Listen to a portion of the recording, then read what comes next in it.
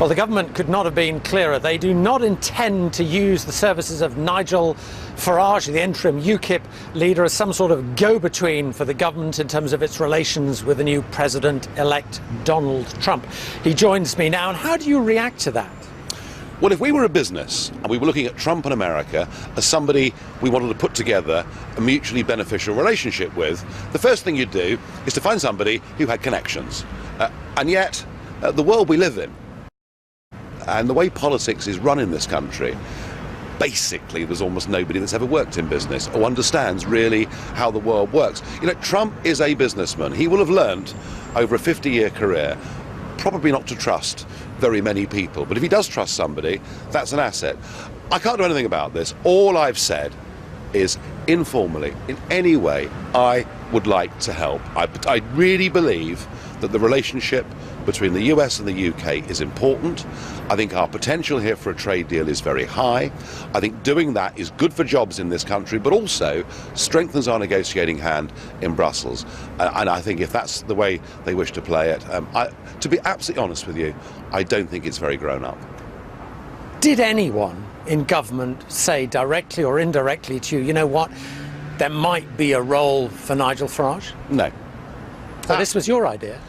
Well, look, I went to New York to meet Trump's team, some of whom I've known for many years, to say congratulations, well done.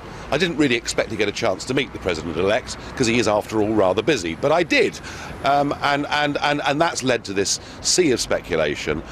I just repeat, if I can be of any use, any help in the national interest, I would do so. And where we are now, there are suggestions that if Mr. Trump wants to run ideas past the British government, get a sense of where Britain is, he's more likely to contact you. Is that right? I don't really buy into that, I have to say. No, I mean, look, you know, clearly, once he is the president, then there have to be formal lines of contact. That, of course, doesn't include me.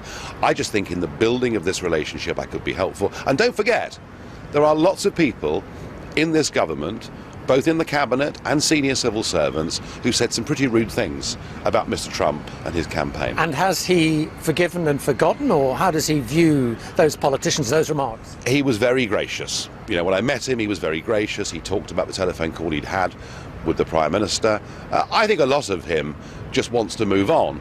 But remember, it's not just the President that does this. There is a team around him as well.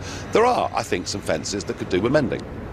How, or are you convinced that we've heard from Boris Johnson in particular saying he thinks Donald Trump will be a good thing, a positive thing? Do you think ministers have had some sort of conversion about Donald Trump, given what they previously said? No, they're career politicians. They say one thing and then conveniently forget they've said it and move on to a different tack. It sort of sums up the political world, really. Let me just ask you one other thing which is in the news today, is this Brexit memo, which the Times has obtained, suggesting there is no Brexit plan. What do you make of that? Well, there was no Brexit plan because I think the previous government thought that Brexit had no chance of winning, therefore there was no reason to put Plan B into place. So, yeah, in many ways, Theresa May's government is starting with a blank sheet of paper. I would just say this. There are two ways you can look at it. You can say, gosh, look at all these things we've got to do. What a burden. Or you can say, we're about to take back control over every sector of our lives. What a fantastic opportunity to do things better.